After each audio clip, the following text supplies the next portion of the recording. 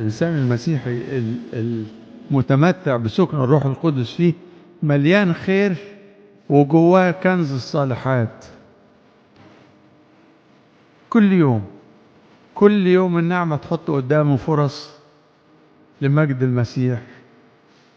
كل يوم يتجدد فيه ينبوع الروح القدس وكثرة الصلاة والتناول وحضور القداسات. بس تلاقي الروح كده جوه الواحد جامد قوي. طبعا الروح ده إذا كان إنسان مش واعي، مش دريان، كسلان، إرادته منحرفة ناحية العالم، تلاقي الروح اتطفى جواه. طب ده مش مسيحي ومعاه فيه الروح القدس بس ما هوش عايش، مش دريان، متاخد في العالم وطرق العالم وشكل العالم وكلام العالم، اللي احنا كل ما نقرأ الكاثوليكون نقول لا تحبوا العالم ولا الأشياء التي في العالم، لكن إن أحب أحد العالم طب الروح يروح فين؟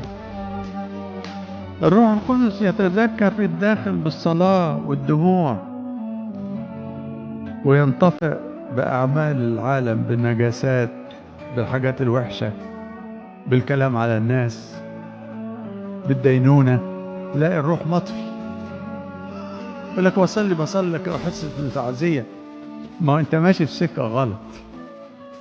لكن لما تمتلئ بالروح وتزكي عمل الروح بالصلاة تحس إنك كل يوم في زيادة، كل يوم في نعمة جديدة، كل يوم تشعر بمراحم الله التي قيل عنها أنها جديدة في كل صباح.